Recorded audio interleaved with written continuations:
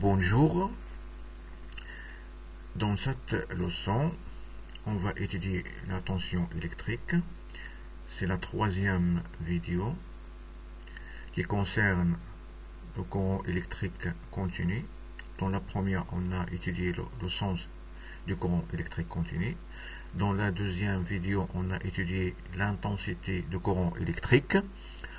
On a vu son symbole, la lettre I, son unité internationale, ça veut dire l'ampère, et son symbole A, et ses multiples ou bien son multiple.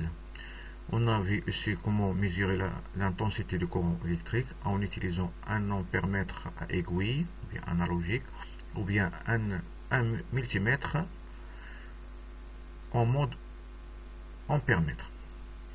Maintenant, on va passer à la troisième caractéristique. Et là, on va commencer par la situation suivante. Et là, sur les piles du commerce, on peut lire les inscriptions suivantes. Par exemple, sur cette pile, il est indiqué 4,5 V. Sa lettre V, c'est les volts. Sur celle-là, il est indiqué, par exemple, 1,5 volts. Celle-là, 9 volts. Sur le générateur aussi, ou bien l'alimentation au laboratoire, on a ici un sélecteur. On peut sélectionner une valeur, par exemple 6 volts, ou bien 3 volts, ou bien 12 volts. Et sur les lampes aussi, on peut voir les mêmes indications. Sur celle-là, ici, il était indiqué ici 6 volts. 0,2 A, ça veut dire ampère. Ça, on le connaissait, l'intensité de courant. Et il nous reste la deuxième valeur, par exemple 6 volts, ou bien 12 volts, ou bien 4,5 volts. Et dans ces indications indiquent la tension électrique. Et dans cette tension électrique existe entre les bornes d'une pile, ou bien entre les bornes d'un générateur. Ça veut dire entre la borne positive et négative, il y a une tension de 4,5 volts. Entre ces bornes, il y a 9 volts. Entre ces bornes, il y a 1,5 volts. Si on fixe le sélecteur sur 6 volts, ça veut dire entre les bornes du générateur, il y a 6 volts. Mais pour la lampe, ça signifie autre chose. On va la voir après. Et donc pour savoir c'est quoi la signification d'une tension électrique, on va commencer par une expérience. Et si on a seulement le schéma de l'expérience, on réalise un circuit électrique simple en utilisant une lampe qui porte l'indication 3,5 volts qu'on va brancher avec une pile qui porte l'indication 4,5 volts. Puis on va remplacer la première pile avec une deuxième qui porte l'indication 1,5 volts. Et on a ici les résultats. Et donc lorsqu'on branche une lampe de 3,8 volts avec une pile 4,5 volts, on voit que la lampe brille normalement. Et donc lorsque on change cette pile par une autre de tension inférieure, on voit que la lampe brille faiblement. Ça veut dire que cette tension a une action ou bien influence sur la lampe ou bien sur la brillance de la lampe. Et dans la première expérience, on voit que la lampe brille normalement. Ça veut dire quoi? Ça veut dire que seulement la tension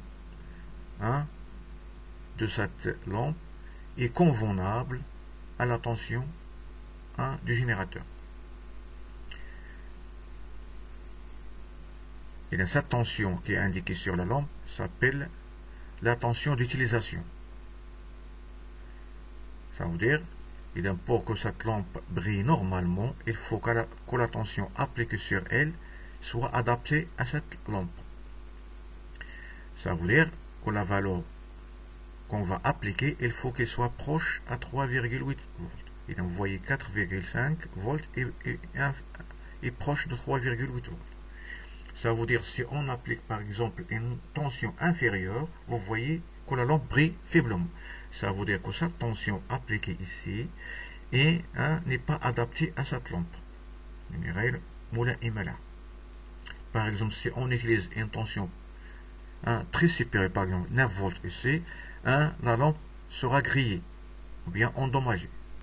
9 volts, راه ممكن يتلف المصباح. إذا cette tension ici s'appelle la tension d'utilisation d'une lampe. Ça veut dire au borne d'une lampe, il n'y a pas en réalité une tension. Mais il apparaît lorsqu'on va la brancher à un générateur. Mais au borne d'un générateur, il y a toujours une tension électrique.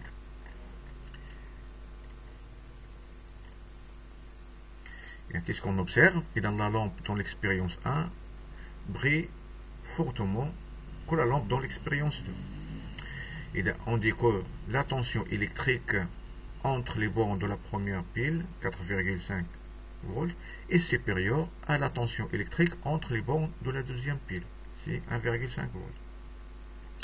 Et dans cette tension électrique, on la note par la lettre U. Ça, c'est le symbole de la tension électrique. Son unité internationale est le volt, le symbole V, grand V. On utilise aussi les multiples et les sous-multiples. Par exemple, pour les multiples, on utilise en général le kilovolt. Il y a 1 kilovolt, ça veut dire 1000 volts. Pour les faibles tensions, on utilise le 1000 volts par exemple, c'est 1 millième de volt, 0,01 volt. Pour les très faibles tensions, on peut utiliser aussi le microvolt. 1 microvolt, ça vaut 0,001 millivolt. Et donc, on peut utiliser aussi un tableau. Et on peut prendre des exemples, par exemple, si on veut convertir 1,5 kV en volts, ça va nous donner 1500.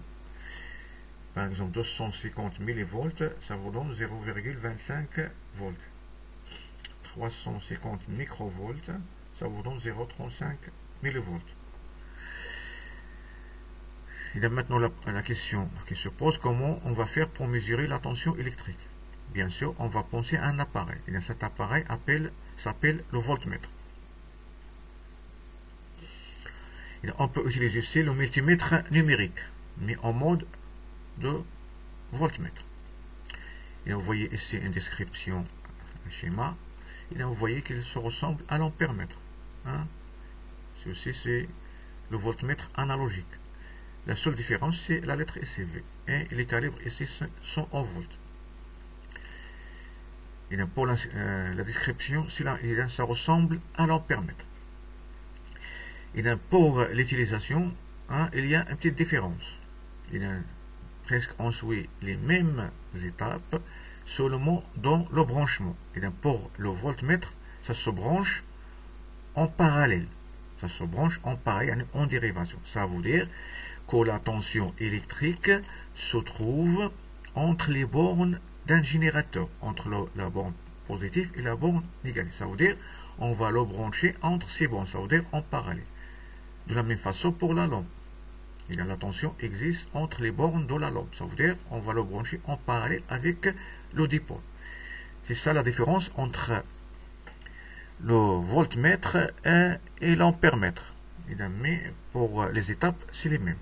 Et on va prendre ici des exemples pour l'explication. Et on va commencer par le voltmètre analogique. Et là, vous voyez qu'il se ressemble à l'ampèremètre, seulement ici on a la lettre V. Et on a les deux bornes. Négatif, il est écrit ici comme, c'est moins. Positif, il est toujours en rouge, plus.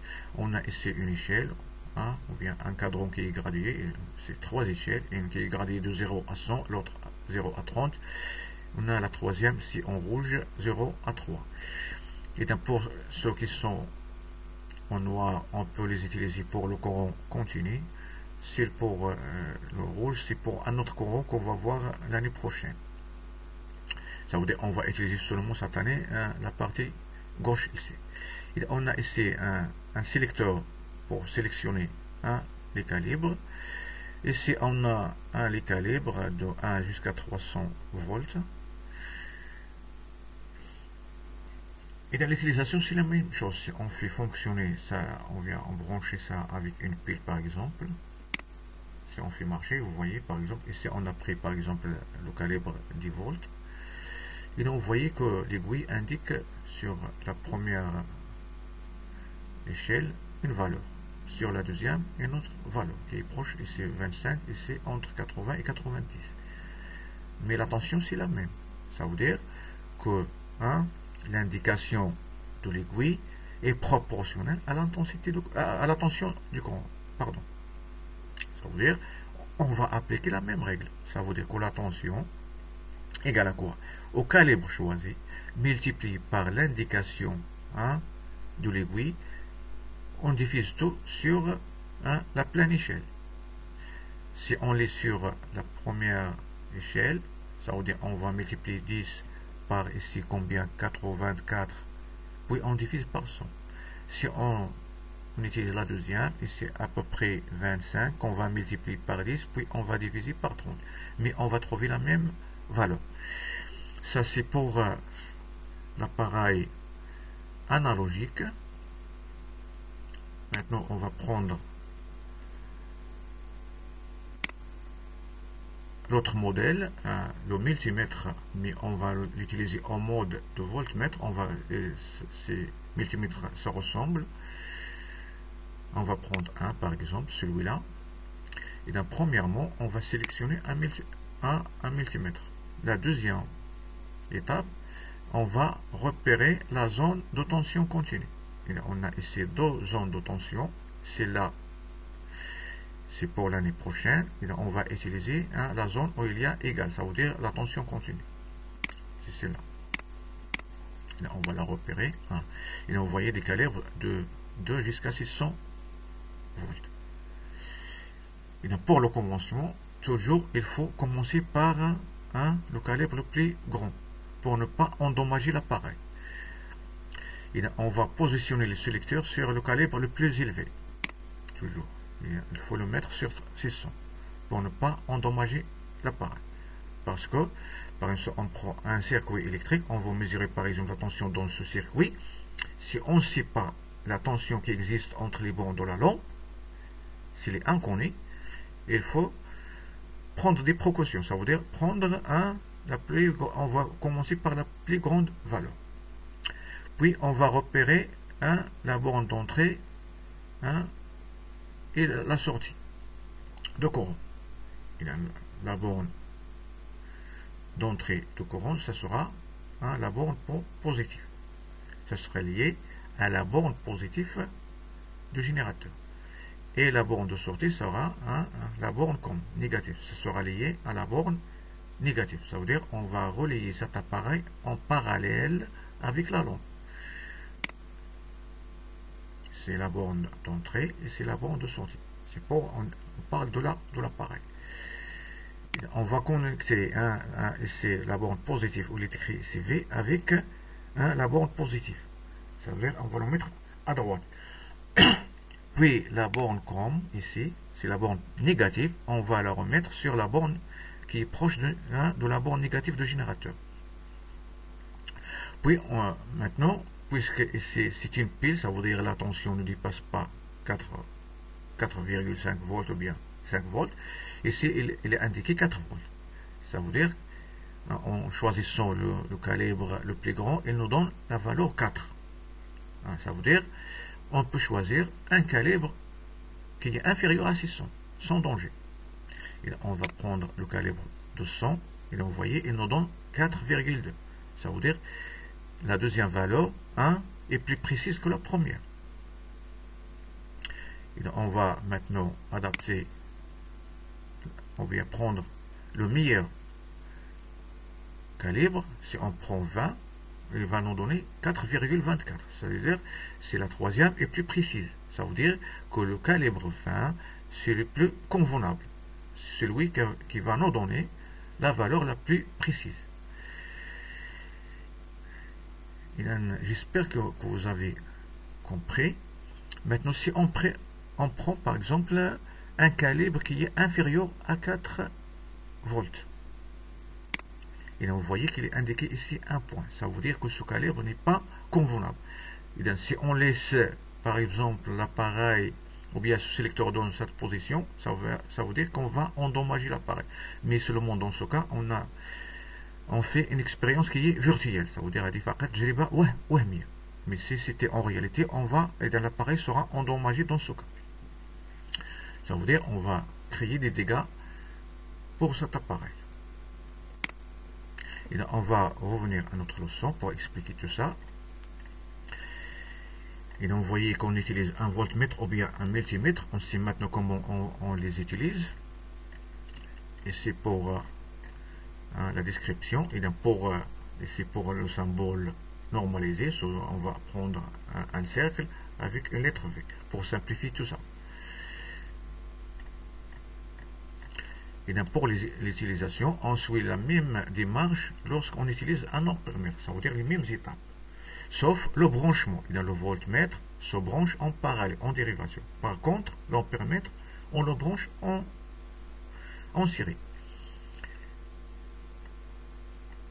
Et donc pour le calcul de la tension, on va utiliser la même règle. Et dans la tension ici, on va noter U, ça veut dire le symbole de la tension, égale le calibre choisi, multiplié par la lecture, ça veut dire la valeur indiquée par l'aiguille sur l'appareil, ou bien sur l'échelle, tout divisé par le nombre total de gradations sur l'échelle, ou bien la pleine échelle.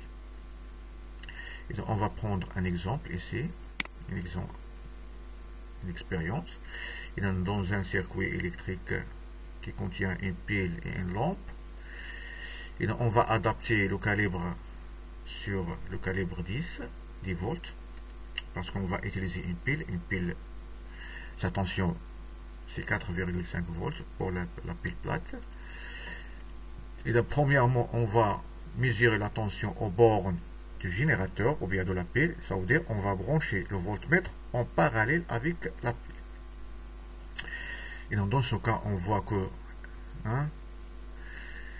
l'appareil indique, ou bien l'aiguille indique une valeur sur l'échelle.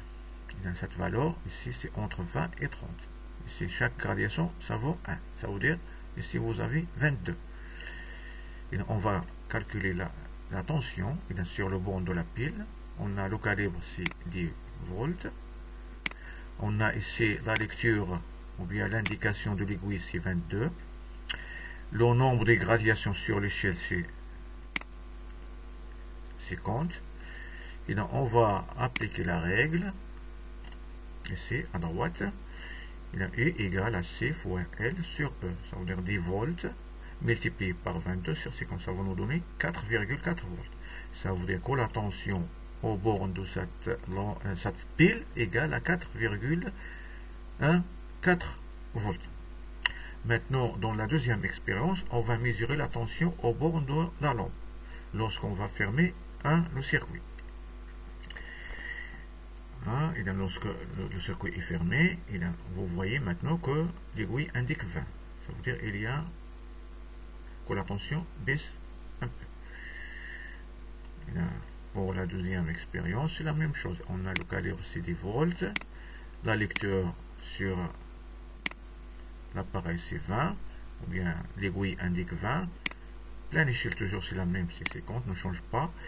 Et là, on va appliquer la règle. Et dans 10 fois 22 sur 50, ça va nous donner 4 volts. Ça veut dire que la tension au borne de la lampe, ici, c'est 4 volts. Et là, j'espère que vous avez compris ça. Maintenant, on va passer à d'autres applications en utilisant un multimètre en mode voltmètre. Qu'est-ce qu'on va faire? On va faire des expériences. Dans le premier cas, lorsque le circuit est ouvert. Et donc, on va mesurer la tension aux bornes de la pile, puis aux bornes d'un fil, puis aux bornes de la lampe, puis aux bornes d'un interrupteur qui est ouvert, dans un circuit ouvert. Et donc, on va prendre une expérience ici.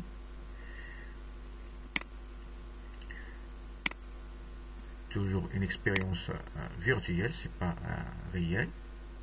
Seulement pour expliquer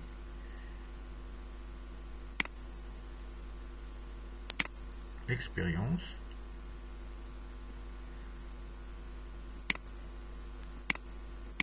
On va régler ça. On va prendre notre expérience maintenant. Et donc, on va commencer par réaliser un circuit électrique simple. Ici, on a un générateur. C'est pas une pile, c'est la même chose. C'est une alimentation qu'on utilise au laboratoire si on n'a pas des piles. Et on va brancher CP, c'est-à-dire positif, c'est la borne positive. Hein, on va réaliser un circuit électrique simple. Puis on va brancher l'appareil avec l'interrupteur, puis l'interrupteur vers la lampe avec un autre fil. Puis on va fermer le circuit avec un troisième fil. Puis on va fermer le circuit. Vous voyez quoi, hein, la pile, la lampe brille. Ça veut dire qu'il y a passage de courant électrique. Maintenant, on va mesurer la tension électrique. Maintenant, on va commencer lorsque le circuit est fermé, ouvert dans ce cas. Et on a un générateur. Et on va choisir un calibre. Par exemple, on va prendre 600 pour ne pas endommager l'appareil. On ne sait pas la tension qui existe entre les bornes du générateur. Puis on va commencer par le générateur. Et là, ça c'est la borne positive. On va la lier avec la borne positive. Ça c'est la borne négative. On va la lier à la borne négative. Et là, il nous indique ici 4. Ça veut dire ici il y a voisinage de 4 volts. Ça veut dire que c'est plus grand. Pour ce cas, on peut choisir. Ça nous donne une valeur qui est plus précise. 20, c'est convenable. 4,68. Ça veut dire que le calibre 20, c'est le plus proche de 4. Ça veut dire que c'est le plus convenable. Ici, on a. Et là, vous voyez que le circuit est ouvert. Malgré ça, on a une tension aux bornes du générateur. Ça veut dire aux bornes du générateur, il y a toujours une tension. Soit que le circuit est ouvert ou bien fermé. Et donc, on va noter cette valeur ici. Il y a 4,68 volts. Puis on va revenir à notre expérience. Maintenant, on va passer aux bornes d'un fil. Lorsque toujours le circuit est ouvert. On va débrancher ces fils. Puis on va mesurer maintenant la tension aux bornes du fil qui est envers ici. Il y a toujours ici la borne positive, c'est à votre gauche. On va la mettre ici. La borne négative se trouve à la droite. Et donc vous voyez que le voltmètre indique la valeur à 0. Ça veut dire au bord d'un fil, il n'y a pas de tension électrique. La tension est nulle.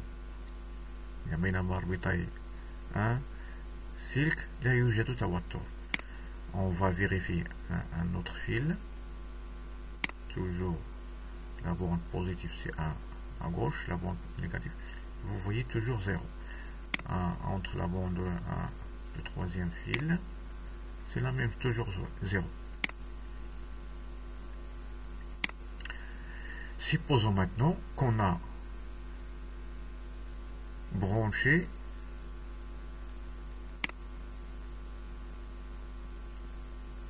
l'appareil entre les bornes d'un interrupteur qui est ouvert.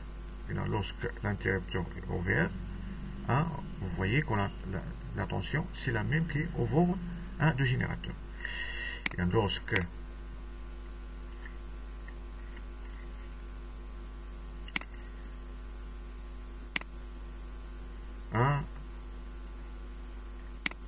l'interrupteur est ouvert, il y a une tension.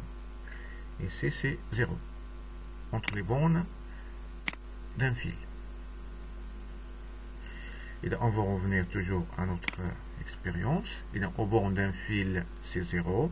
Au bord d'un interrupteur qui est lié au générateur mais qui est ouvert, il y a une tension. C'est la même au bord du générateur. Maintenant, si on veut mesurer la tension maintenant au borne de la lampe, toujours la même chose. La borne positive toujours à gauche, la borne négative à la droite. Et donc, vous voyez qu'il y a une tension nulle. Ça veut dire aux bornes des lampes éteintes, il y a une tension nulle. Et donc, lorsque la lampe est éteinte, il n'y a pas une tension aux bornes de la lampe. Ça veut dire ici on a 0 volts.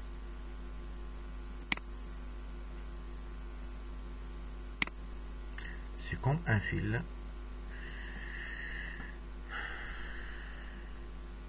Et avant de commencer, avant de prendre la deuxième expérience lorsque le circuit est fermé, maintenant si on inverse le branchement de l'appareil. Par exemple, si on branche la borne positive avec la borne négative et la borne négative avec la borne positive du générateur.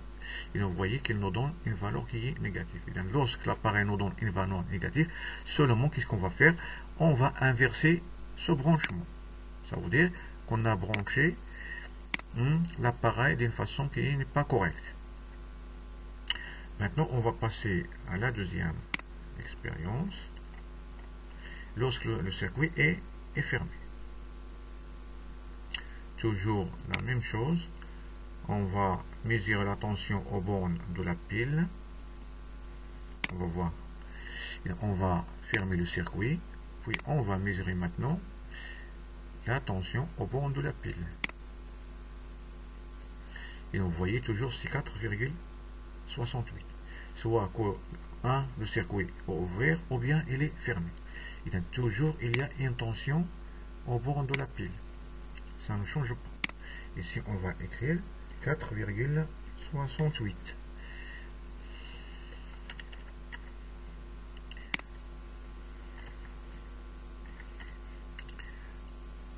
Aux bornes d'une pile, il y a toujours une tension.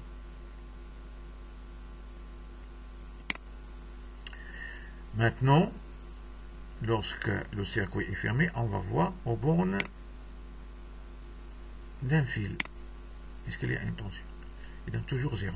Aux bornes d'un fil, soit il y a passage de courant, ou il n'y a pas passage de courant, il y a toujours une tension nulle. On va voir pour un autre fil. Est-ce que ce sera la même chose? Vous voyez, toujours il y a une tension nulle aux bornes d'un fil. Et au bornes d'un fil, il y a une tension nulle. Maintenant, on va voir aux bornes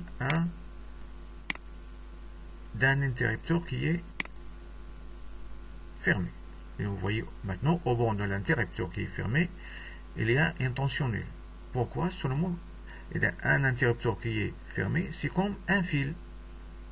Ça veut dire que ce point est lié avec ce point avec un fil. C'est pourquoi la tension est nulle. Et là, on va débrancher ça. Puis on va voir au bord de la lampe maintenant. Et là, lorsque la lampe brille, vous voyez maintenant qu'il y a une tension. Ça égale à la tension de la pile ou bien du générateur. Et là, au bord d'une lampe qui marche, il y a une tension électrique. J'espère que vous avez bien compris l'utilisation de voltmètre ou bien de l'ampèremètre en mode voltmètre, ou bien savoir comment mesurer la tension électrique au bord de chaque élément du circuit électrique. Maintenant, on va passer au résultat. Et dans au borne du générateur, on a une tension. Au borne d'un interrupteur qui est fermé, on a une tension qui est nulle. Au borne d'une lampe, et dans la tension, c'est la même que celle qui se trouve au borne de générateur. Ici, on a 4,8. Au borne d'un fil, toujours, même si le circuit il est fermé, on a toujours une tension qui est nulle. Ici, on a une tension qui est nulle. Et donc, pour le circuit ouvert, et donc, lorsque on mesure la tension au borne du générateur, on trouve toujours une tension. Par exemple, 4,68. Au borne d'un interrupteur qui est ouvert, c'est la même tension qui existe entre les bornes du générateur. Entre les bornes d'une lampe qui est éteinte, on a 0 volts. Entre les bornes d'un fil, on a toujours 0 volts. J'espère que vous avez bien compris ce qu'on avait aujourd'hui, la tension électrique ou comment on la mesure, soit en utilisant un appareil analogique ou bien un appareil numérique. Et merci pour votre attention. Et pour la prochaine vidéo, pour faire quelques exercices ou bien des applications sous forme d'exercice.